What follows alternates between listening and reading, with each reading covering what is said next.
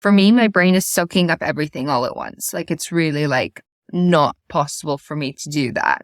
Okay. And so I can become, depending upon a situation, I could become really overstimulated, even when it's a good situation. And then later on, that can have a toll on the way that I perform at work. So I have to really learn to balance what type of stimulation I expose myself to, because it could be either really beneficial for me and be energizing, or it could be really draining because I'm not capable of, let's say, I'm not capable of making that information less relevant. Everything then starts going through my head. That's Faviola Brugger-Dadis, founder of Neuro, a medtech company focused on developing virtual reality-based cognitive telerehabilitation software for individuals with acquired brain injuries. In this episode, we dive into what it's like being a startup founder with autism, some fun stories for when she used to be a model, how she got Neuro Reality to market, and the most interesting thing she has done in the past 26 days. I'd love to hear your thoughts about this. As you listen, you can find me on LinkedIn under Eric Melcher. Tag me, say hello, let me know that you're listening. And now let's talk with Faviola.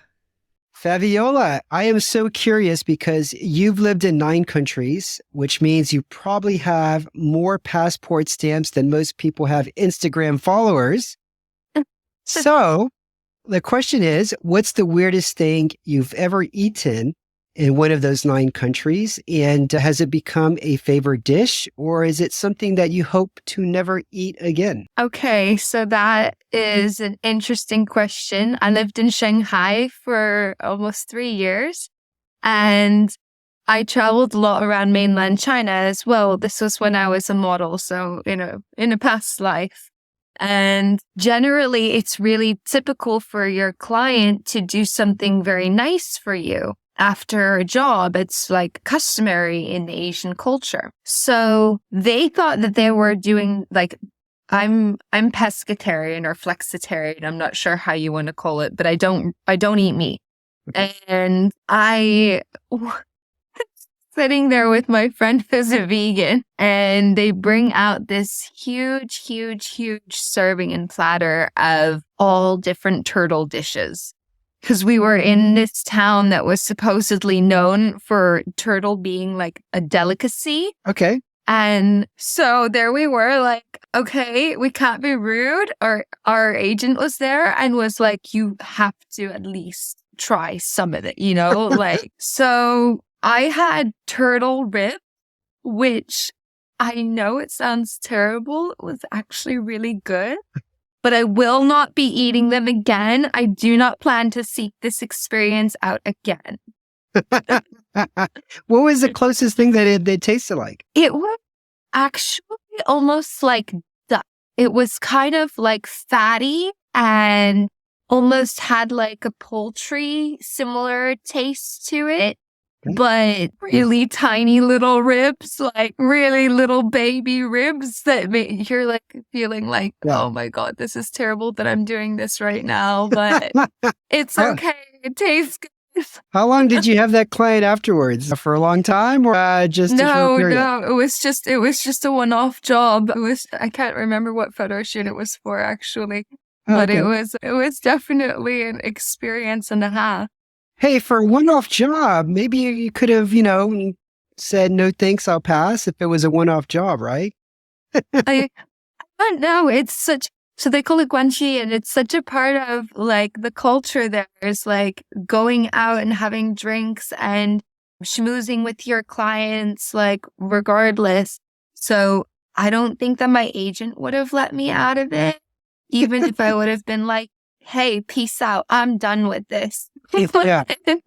It was interesting. I mean, you know what? Try everything once, I guess. I don't think that I would ever eat certain things. For example, dog. But there's a limit. Aside from that, I'm open. Okay. All right. Turtles, huh? All right. Next question for you. Many entrepreneurs, they struggle with, it could be work-life balance. It could be imposter syndrome, but people with autism, they may face additional hurdles, or they may have superpowers like having an eye for detail or maybe like this incredible memory. So I was wondering if you can share what it's like being a founder with autism. Absolutely. And you sort of like, you hit I always forget it. It's the nail with the hammer, isn't it? A nail on the head. That's the one we're looking for. And there are challenges just being a startup entrepreneur, founder in general, period, that we all go through. And then there are additional challenges of having autism. So for me, the challenges, and then like you said, there's superpowers too. So I'll get into that in a second. The challenges that I really notice for me is to filter external information. My brain doesn't have the capacity that we call people that don't have these types of abnormalities, neurotypical. So I don't have the same brain structure as a neurotypical individual. My frontal cortex, which is the part of our brain that is sort of responsible for higher reasoning and decision making, etc. And then it's also this relay center for a lot of complex information and neural networks in our brain. My brain isn't capable of suppressing information. So, that sort of like cocktail room paradigm where everyone's talking around you and you're trying to focus just on that one person instead of the conversations happening around you. Mm-hmm. For me, my brain is soaking up everything all at once. Like it's really like not possible for me to do that. Okay. And so I can become, depending upon a situation, I could become really overstimulated, even when it's a good situation. And then later on, that can have a toll on the way that I perform at work. So I have to really learn to balance what type of stimulation I expose myself to, because it could be either really beneficial for me and be energizing, or it could be really draining because I'm not capable of, I'm not capable of making that information less relevant. Everything then starts going through my head. That's also a big plus. Like you said, I'm incredibly detail oriented, so I'm noticing everything all at once. Another really big plus is that because I have my niche interests, I am incredibly focused. So when I'm working and as a neuroscientist, as a founder, I am totally able to go for 13 hours straight with no break, which is not healthy at all. I do not recommend this, guys and girls. I like those please. myself. I like when there's like no interruptions, no distraction. Right? I can work easily 13, 14 hours straight. And I enjoy those moments, actually. I think it's great when you get in that flow state. For me, it's a little bit more like you said, it comes in with imposter syndrome too. That's the side of it too, because you're like, okay, well, am I doing enough? Am I good enough? Are people going to think that it's strange? That's another big one. Do people think that it's strange that I have autism in the business world? Is that something that I talk about when people find out? I'm an advocate, so I am very open about this. It's actually Autism Awareness Month, right? But I don't think that there's anything wrong with having a disability, because it can be a super ability as well, as we talked about a little bit. There's so much more, of course. But that's sort of it in a nutshell, especially with regards to my life as an entrepreneur. Okay. Well, let's jump into your startup, Neuro Reality. Tell us about what it is and what inspired you to create it. Oh my gosh. And we've only got such a short time. So Neuro Reality is a company I founded in 2017 in Amsterdam. Based here in Amsterdam. And even though you said I've lived in 9 countries, and I have 3 passports, by the way, and Dutch citizenship. So definitely got some good stamps in there. I decided that the Netherlands, where I spent my formative years, was where I was going to settle, at least for now. I love traveling. And I did my master's in neuroscience at the University of Oxford, and came back here to the Netherlands again with this idea of a telehealth solution that would be using VR and gamification and neuroscience to treat and monitor acquired brain injuries. And then also to develop an AI-based diagnostic tool once we've collected enough data. So in 2017, this was crazy. This was before the advent of the metaverse or before, pre-COVID. And remote learning wasn't really a big thing. Remote healthcare wasn't a big thing. Right. And certainly we weren't utilizing virtual reality. We were beginning to, I think, in a very rudimentary way, but we weren't really using virtual reality for medical purposes. We were moreover using AR for surgical training or these types of applications. But what we do at Neuroreality is we've created a software suite that includes science-based cognitive rehabilitation games. So oftentimes when you are experiencing something like a brain injury, not only are you physically debilitated in certain instances, but you're cognitively also going to experience a lot of issues. And what that means is problems with your memory, problems with your attention and focus and higher reasoning and decision-making and things that I talked about a little bit before. But depending upon where someone experienced the injury in their brain, it's going to be different. Mm-hmm. So we had to really think about that in designing the software as well. There's 6 different cognitive training games, and each one of those utilizes the dynamic difficulty progression in order to calibrate for the individual to see what's most appropriate level for them to be at. And everyone has good and bad days. So the software can adjust depending upon whether or not you're progressing very quickly or if you're having trouble. So again, because it's such a unique population with so many different facets, an acquired brain injury could be someone that had a car accident, could be stroke, could be someone that has a brain tumor. So we're talking about this huge spectrum of patients that have a wide array of problems. Then what I really like is a virtual companion, and his name is Koji. And Koji is your buddy throughout the game and facilitates the ability for you to play basically alone. He shows you all the actions that you need to take, and we're going to later on do a study because there's principles about the mirror neuron system. Do you know what that is, Eric? No, I don't. Okay, so that's the monkey see, monkey do system. Okay. And we know that that's present in other primates, but we haven't really identified it in humans. But we do know that we learn via observation. Oh, yeah. And we do believe that we have this mirror neuron system too.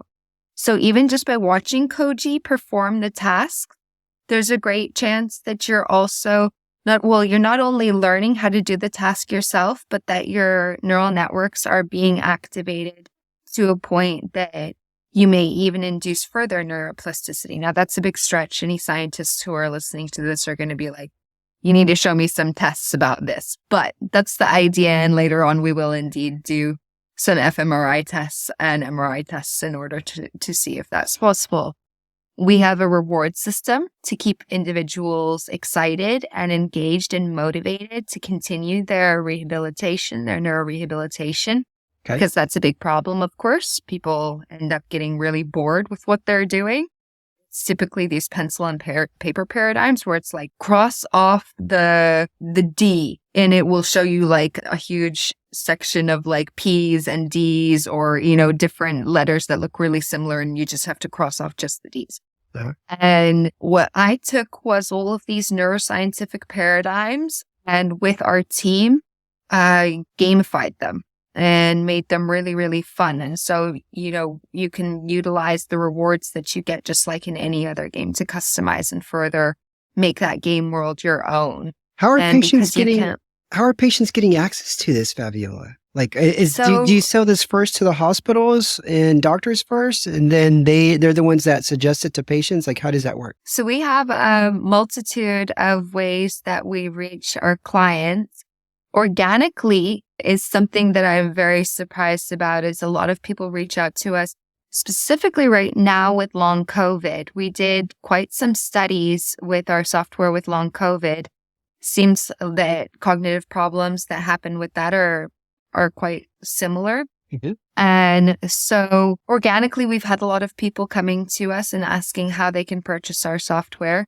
But we are primarily focused on business to business, B2B model, where we provide the software.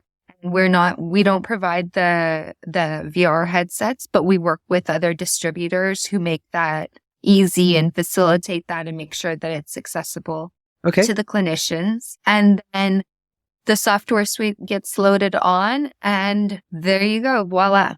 But our primary distributors are business, B2B2C, so business to consumer.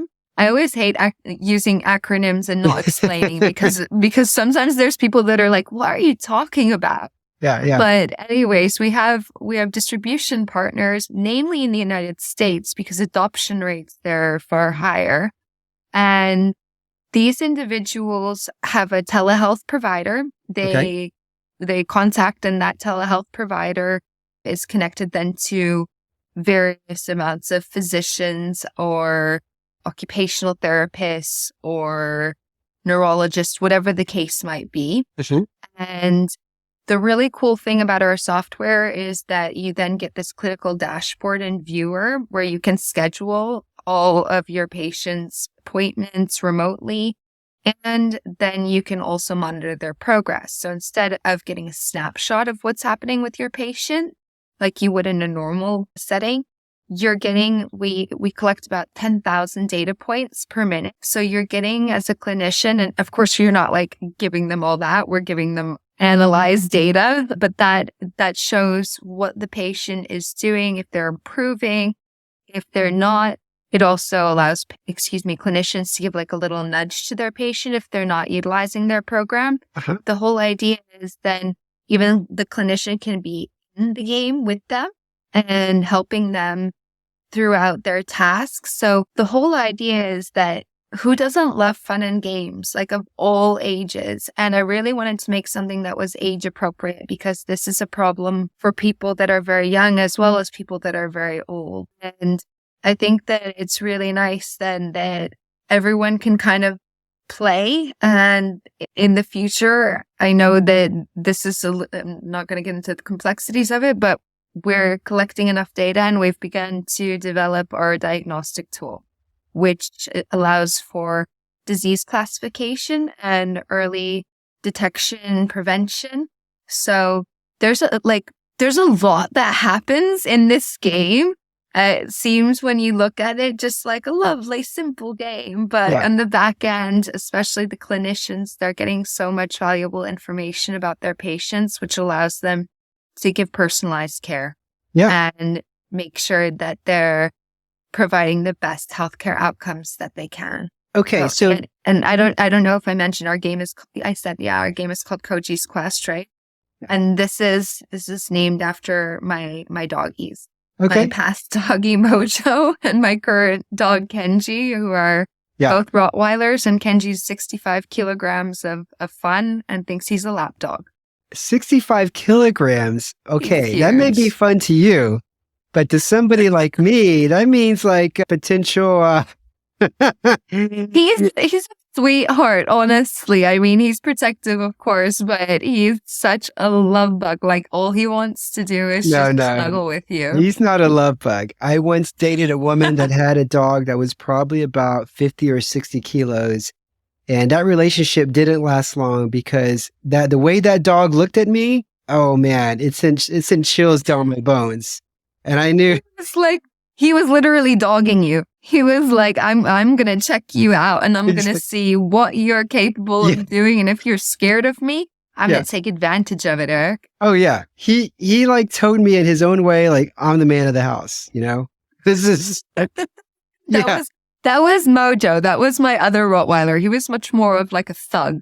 And Kenji is like a big baby. He doesn't understand that he's large. So he just comes and sits on top of you and you're like, please, like, I'm 50 kilos. You're 15 kilos than me. So let's maybe even this out a little bit. Yeah, I bet. I mean, that thing, you probably look at him and think, hey, that thing could probably take on a small lion. Seriously, though. So, sorry, but side tangent. Yeah. So listen, you said you got this, or 2017 is when you started Neuroreality. We're in 2023. Well, we're in 2023, and it hasn't been that long. And you've had tremendous success, what it seems like, because you have over, I guess, a couple of thousand patients or users, of the technology. And it seems to be that you're in hospitals in the US and perhaps some other markets. How were you able to grow so successfully? Can you just kind of share some high level, tips for other entrepreneurs out there who may be in the med tech space on some of the things that you did to achieve this? In my opinion, I think it's just rapid growth in a short amount of period for this kind of technology. Thanks. So I think that probably the biggest thing that you have to look at, and having lived in so many countries gives me this really unique global perspective, is how to solve problems that are occurring on a global scale. Okay. And then actually making sure that your product is wanted. So in the beginning, in 2017, as I said, this was something people thought I was crazy. Like, it wasn't necessarily a great idea. Cool for your PhD research, go ahead. But in terms of a product, that wasn't really there yet. The product market fit wasn't there. So when we talk about a product market fit, I'm talking about our consumers being ready to take up what we're creating. And it really was a lot of talking to, and well, of course, listening to, what did clinicians want? What did patients want? Doing a lot of these types of things helps you to understand the continuum of care as it currently is, and how you can improve it, how you could save resources, and in what way. And that was basically, I think that's the biggest tip that I can give. Also making sure that you have an overview of the regulations in every single country being very different, and understanding that you can't just release a medical software immediately in Canada. It's close to the States, but of course, then you have to make some tweaks to the regulations. So just being very educated about what you're doing. And then lastly, you're going to hear no a lot. And you're going to fail a lot.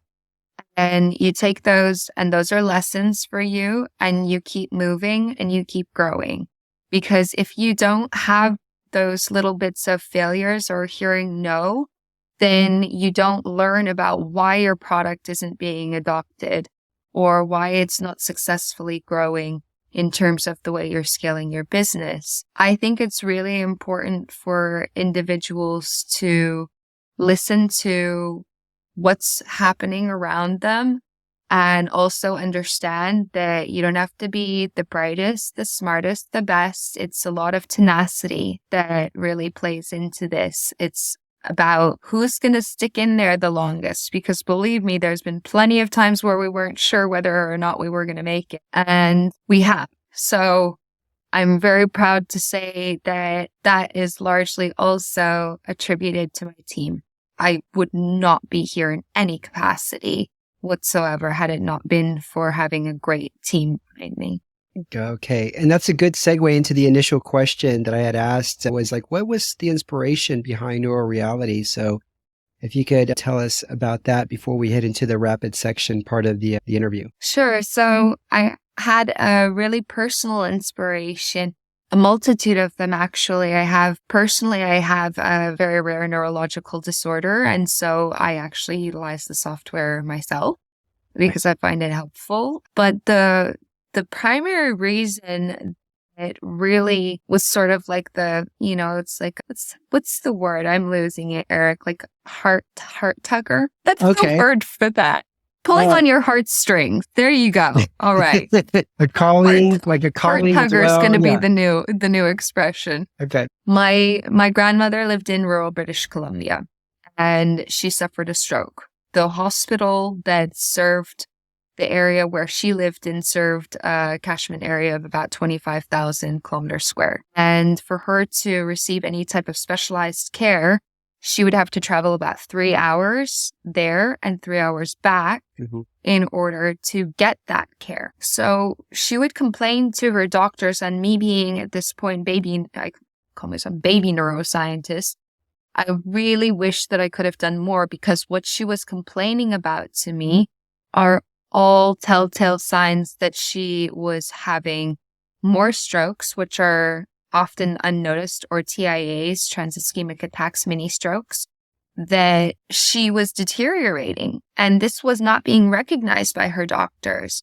And she was deteriorating cognitively. That was the telltale sign. She didn't feel safe crossing the road anymore. She didn't feel safe taking public transportation. She didn't feel that she was capable of keeping track of things the way she used to.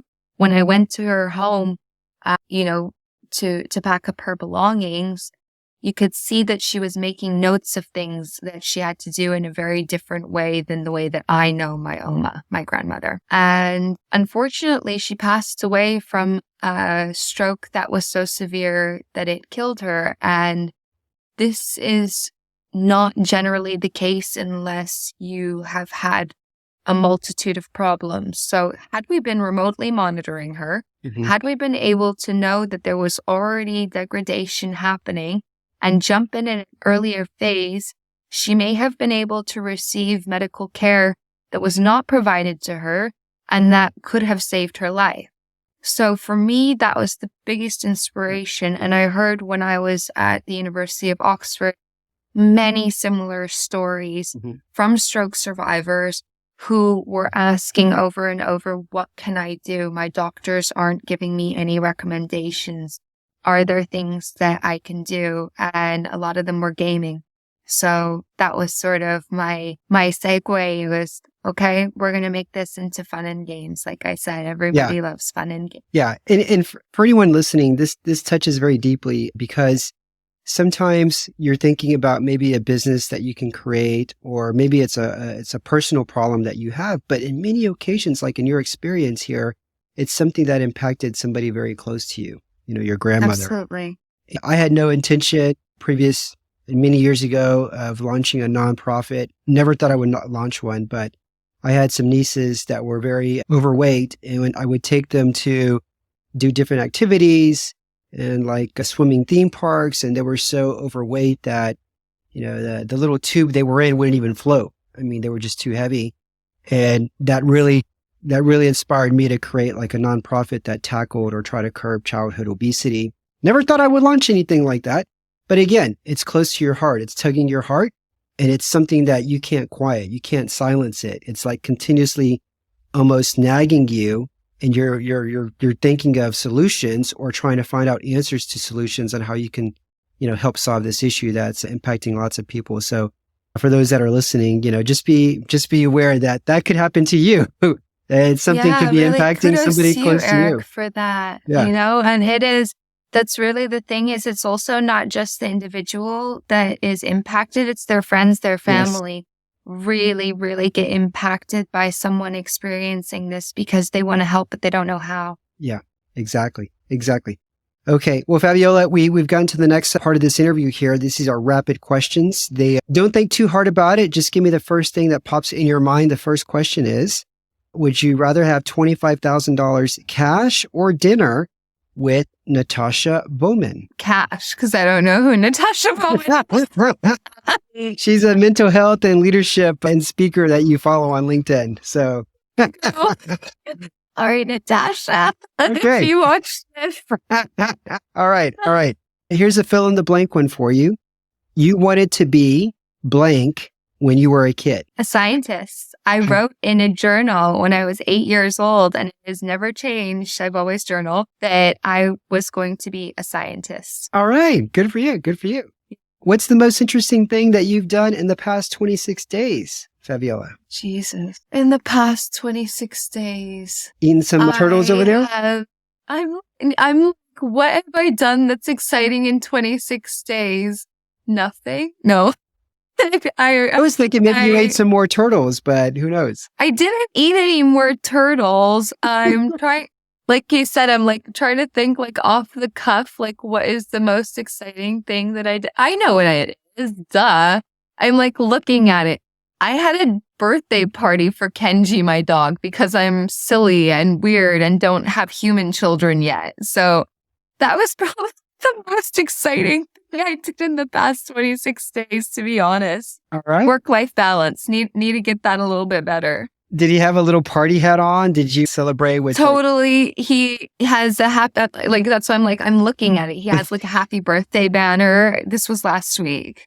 And he had enough treats to last him probably for like 2 months. Okay. And a whole birthday cake and all of that. So that was fun. Any other dogs join the party? Like any friends of his or anything? Yes, they didn't come over, but he has a lot of doggy friends in the neighborhood. It's really funny. I guess dogs are just as particular about who they like as we are as humans. And so he has his dog friends that he doesn't like in the neighborhood, and those that he does. So he went and he said hi to his dog friends, and they chilled and they played ball together, you know.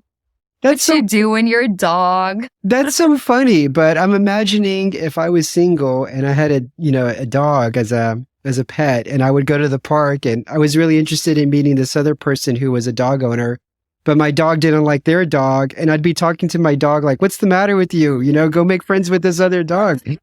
It can happen. There's a doggy in the neighborhood who's called Taco, and Kenji doesn't like Taco. They don't like each other, but I like his owner very much as a human being. He's just a very nice neighbor, so it can happen. But no, that's not so exciting, Eric. I'm sorry. My life in the past, like 26 days has been fundraising, and fundraising is not fun. Oh, I know all about that. Yeah, it definitely isn't fun. Next question for you. Before you run for president, you must destroy all of your evidence and involvement with blank. Everything? Oh my God. I'm going to get started. If it's everything, you've got a pretty exciting life, and you've been pretty... I have led a very exciting life. Don't Google me too far, because you'll see some stuff that is not. The media loves to represent things differently, and I'm not talking about, if anyone Googles me, I was involved heavily in the Me Too movement, but I'm not talking about that. There were some precarious things that happened in my past. For example, being arrested in Vanuatu and nearly dying in prison from dengue fever. That's like a whole like other story and episode in and of itself. Hey, you're my first convict on the show. Not bad. Maybe not. Maybe they were just too shy to tell you. No, and you give this impression like you're this very proper lady, you know, very sophisticated and classy and intelligent. But look at you, you're a convict. That's just, I wish that I could say that I had done anything more smart given the circumstances, but we were on a mega yacht, and it's very typical in these smaller countries, these smaller island nations. I was working in geopolitics at the time, and they like to extort money from individuals with great sums of money because they're, it's a really, really poor country. So I unfortunately, or fortunately, I don't know how you want to say it, unfortunately, had the guts to go up against all of these officers with machine guns and sniper rifles pointed at us and telling us to get up off on the board, like on the top of the deck, and surrender, our cell phones and passports. And I told them that this was an act of piracy. Unless they got off our yacht, then and I'm on the phone with the U.S. Embassy, and I'm an American, and this is the only time I was proud to have that American passport because my dad's Egyptian, my mom's German, and I was just born there. But I'm like, you guys can't mess with us, and I was then charged with obstruction of justice. Oh, so with friendly because I simply asked for a warrant. With friendly island relations, within an hour and a half, a warrant was produced. Okay. And previously you mentioned you went to jail, and I think you said Guanajuato. Did you mean Guanajuato, Mexico, or Vanuatu, where it's in the South Pacific. It's Okay. beside Fiji. So Fiji, Tuvalu, Tonga, it's sort of like all in that area, Papua New Guinea. Got you. All right. Last question for you. Instead of flowers for Valentine's Day, Yola, you would rather receive blank. Honey. Honey. Obsessed with honey. Okay. I love tea. Okay, so tea and honey, actually. All right. Like, you're gonna like win me over if you show up with some different types of honey, but like local honey, not like that store-bought stuff that they feed sugar to the bees, like proper honey. Oh yeah. Here in Romania, you see proper honey all the time on, when you travel to the next city, there are people selling it on the side of the road. Oh, It's proper when you see like parts of the honeycomb in the jar. Yeah. It's amazing. I would just go crazy. Are you in Bucharest? Yeah, I'm in Bucharest. I like putting honey on my yogurt. That to me, that's like, I I love love that. Yeah. Yeah. Greek Okay. yogurt style. It's amazing. All right. So honey instead of flowers. Faviola, thank you for being on Innovators Can Laugh. Where can people learn more about you? So they can check me out on my LinkedIn profile, of course, website, which is www.neuro-reality.com. And then shameless plug, because it is what it is to be a woman, and I don't shy away from it. On Instagram, you can find me at Neuroscience Barbie. So it's, it's a little bit of a nod to my past life working as a model and all things I did there. Very cool. All right. Thank you so much. And to everybody listening, think about how inspired you feel right now from Faviola's story. Imagine you had missed out on her story. So if you haven't already, give that subscribe button a push. And until next week, I will chat with you then. This is Eric signing off. Thank you.